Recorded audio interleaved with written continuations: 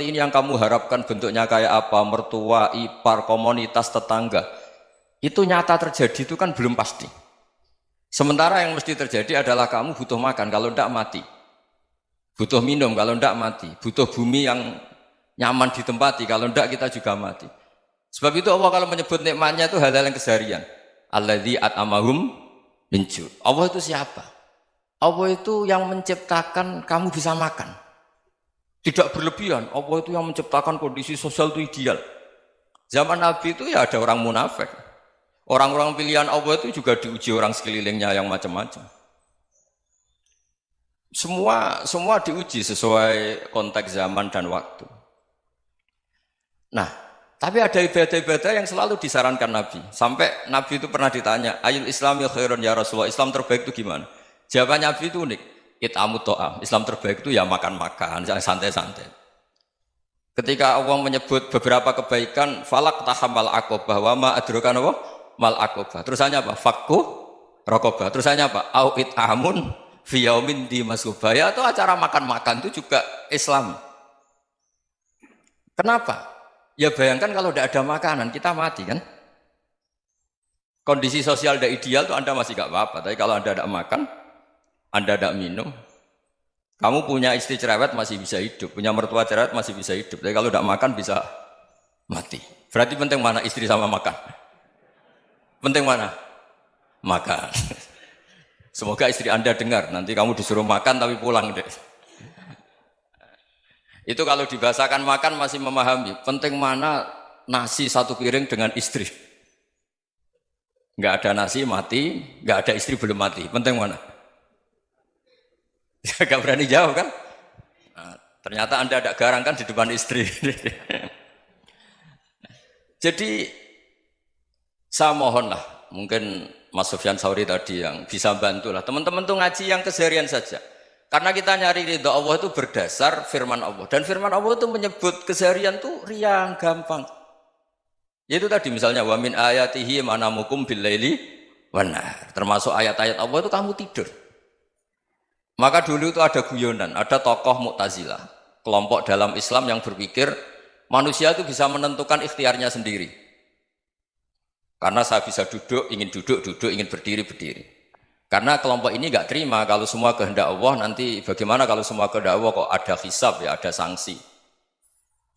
Lucunya itu dia akhirnya, ini cerita ya, mencintai seorang perempuan, cantik sekali.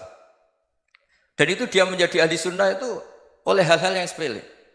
Karena istrinya cantik, ya namanya suami istri hubungan intim. Terus ditanya, Mas, masih ingin lagi? Masih. Silahkan diulang lagi. Wah ya tidak bisa. Katanya manusia bisa menentukan yang diinginkan. Itu tobat itu. Itu nggak bisa ditobatkan Mas Sufyan Ats-Tsauri. Orang cantik yang mudah nobatkan orang itu orang cantik. Segampang itu. Akhirnya kita tahu, makanya kalau dalam kitab Hikam itu disebut al-aqil mayyakul madza yaf'alu wa hubi wal ghafil mayyakul madza af'al. Orang yang punya akal karena sadar ini wilayah Allah, semua milik Tuhan. Itu dia tiap hari berpikir, besok Allah akan melakukan apa terhadap dunia ini. Kamu merencanakan sesuatu mau plesir, ternyata gempa. Mau wisata ke Rusia, ternyata perang. Kamu tidak pernah tahu apa yang akan terjadi besok. Wa ma tadri nafsum madza taksibu ghadan. Tapi anda semua kita ini sering punya jadwal permanen. Makanya saya kalau diundang siapa saja, sana takdir. Yang jelas Gus ini acara penting. Ya masih acara penting nak pangeran ngersakno piye? Kok ape dadi pangeran? Kamu kok mau jadi Tuhan? Itu kadang ya kiai. Penting Gus acara ini jenengan harus memastikan bisa. Loh kamu itu yang ngajarin tauhid, sesuatu itu biadillah kok bilang-bilang apa pasti. Kalau maksa terus tak tobatkan loh kamu kata saya. Ya kalau gitu Gus bilang insya Allah. Wah itu hati saya, fisik saya, roh saya sudah bilang insya Allah. Tidak usah kamu latih kata saya. Nah hal-hal tauhid keseharian itu gampang sebetulnya. Wal ghafil yaqulu madza af'al. Tapi orang yang lupa Allah dia setiap hari bilang besok apa? Kita bisa melakukan apa? Seakan-akan dia itu aktor, dia penting, dia subjek permanen, dia. Padahal kita ini hanya objek kehendak Allah Subhanahu wa taala. Karena kita yakin sesuatu yang terjadi di alam raya ini kita tidak bisa apa-apa. Makanya saya sering ngaji, sering bilang saya. Ketika Anda mensifati Allah, Dia yang menghidupkan. Sudah itu tanamkan, sehingga ketika kita mati, santai saja. Kenapa santai? Allah punya cara menghidupkan kita. Zaman kita hidup juga gak tahu caranya ngelola jantung, ngelola paru-paru. Kamu juga gak tahu ngelola oksigen yang tidak beracun, tidak ngandung polusi. Tahu-tahu hidup. Gak ingin tua ya tahu-tahu tua, gak ingin mati tahu-tahu mati. Selama ini kita hidup juga gak tahu apa sebetulnya. Hanya gaya tok, punya jadwal, punya planning. Kalau kamu bisa menentukan pilihan Anda, pasti Anda istrinya cantik, 4 neriman semua, kona'ah semua. Nyatanya enggak kan? Ada 1 jelek, cerewet. Wah itu kan, nyatanya enggak bisa apa-apa Anda kan? Dan kamu bawa mati lagi. Itu kan, istri Anda juga gitu, punya keinginan, punya suami yang ganteng, yang jabat, yang neriman, yang enggak poligami. Ya enggak kesampaian juga. Kalau kita ngitung tingkat kegagalan kita itu gagal terus. Ya kan? Nah, terus ingat Allah, madza yaf'alu Allahu bi. Orang yang punya akal selalu berpikir Allah itu menghendaki apa terhadap saya. Lalu sama-sama orang melihat orang yang serius, itu kata Anda itu pemikir berat, serius, senang punya tokoh yang merengut karena kamu anggap serius. Tapi sebagian orang menganggap orang yang serius itu wong merengut, wong masam, wong muka kok ditekuk. Jadi sama itu hati ya muqallibal qulub tsabbit qalbi ala dini, karena kita enggak tahu cara berpikir kita tentang orang lain, tentang sekeliling kita. Misalnya kita orang baik yang jenis ngurmat fakir miskin. Ada orang bangun masjid mewah itu janggal. Apa artinya masjid mewah kalau banyak orang kelaparan? Tapi kalau yang jenis pendidikan apa artinya masjid mewah kalau tidak bisa ngaji? Nanti yang jenis infrastruktur apa artinya ini kalau semuanya punya sudut pandang yang berbeda-beda. Dan Islam mengapresiasi semua kebaikan. Tapi katakan semua kebaikan itu adalah kehendak Allah Subhanahu wa taala. Karena apapun baik Anda itu pakai fasilitas yang diberikan oleh Allah Subhanahu wa taala. Sehingga ini yang disebut qulillah tsumadarhum fi khawdihim yal'abun. Ya kembali tadi ke tema-tema bahwa keseharian Anda ini sudah Islami. Saat Anda tidak bisa melakukan apa saja. Saya sering ada jenazah, biasanya kalau tetangga meninggal saya sering disuruh ngelepas. Saya bilang orang ini baik karena sering ngelamun di rumah, sering nganggur di rumah. Ditanya sama anaknya, kenapa Gus nganggur baik? Ya kalau dia nganggur artinya juga agak berbuat sesuatu yang maksiat kan? Ya kan? Orang nganggur di rumahnya ya tidak bunuh orang, tidak maling, tidak korupsi, ya namanya nganggur di rumah. Lah cuma istri cara pandang nganggur gak menghasilkan uang itu. Tapi juga gak menghasilkan kriminal kan? Jadi sebenarnya Islam itu cara, makanya kalau sampai ngaji usul fikih itu ada kitab usul fikih namanya Lubul Usul, itu terkenal sekali di pesantren itu. Itu kalau ngapresiasi keseharian itu luar biasa. Izma min mubahin illa wa yatahaqqaqu bihi tarku haramimma. Karena keseharian yang mubah saat Anda lakukan itu ada kehebatan yang luar biasa, yaitu meninggalkan haram. Makanya dulu banyak orang-orang alim ketemu temannya itu guyon sampai semalaman. Itu biasanya yang semangat Islam itu kiai kok tidak tahajud, kiai kok tidak witir. Orang yang sedang mapan uangnya banyak, malam itu tidak kelayaban itu sudah luar biasa. Melawan nafsu supaya tidak maksiat itu sudah luar biasa. Supaya lupa guyon sama temannya semalaman sampai subuh. Gejlok-gejlokan ngenang zaman miskin, zaman kuliah nggak jelas, zaman apa. Melihatnya jangan takut tahajud. Seperti ini meninggalkan tahajud, tapi meninggalkannya ini talkul muharramat. Jadi kayak apa hebatnya? Sehingga Imam Ghazali punya riwayat yang agak unik. Hatta takuna ibadatu akhiri hadil ummah iku an-naum. Sehingga suatu saat ibadah terbaik umat ini itu tidur. Itu kan riwayat kontroversi. Ketika Imam Ghazali tanya, kenapa iya? Kenapa kamu mulai keluar dari rumah itu sudah banyak maksiat? Melihat perempuan yang enggak mahram, melihat fenomena. Tapi kalau kamu tidur itu enggak melihat apa-apa. Tapi juga kamu jangan menganggap tidur itu ibadah betul. Saatnya melakukan fardhu ain malah masih tidur. Tapi itu sudut pandang yang menjadikan kita Islam itu gampang.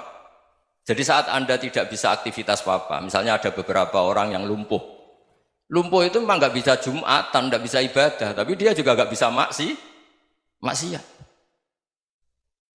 Tidur itu memang Anda saat itu tidak bisa tahajud, tidak bisa witir, tapi saat itu ada zina, ada maling, tidak gosipkan orang, tidak bully orang, tidak menanamkan kebencian, tidak hasud.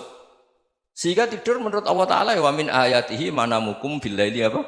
Wan nahar. Karena di tidur itu selain ada unsur istirahat, jaga kestamina, juga ada unsur meninggalkan beberapa keburukan.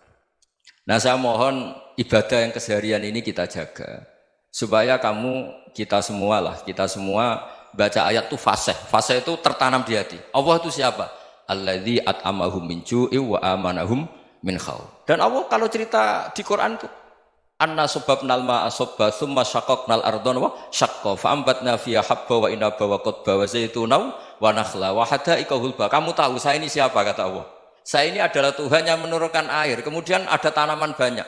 Habba wa inaba wa qadba, ada zaitun, ada tin, kalau orang Jawa mungkin ada tela, ada padi, ada mangga, ada pisang. Sudah.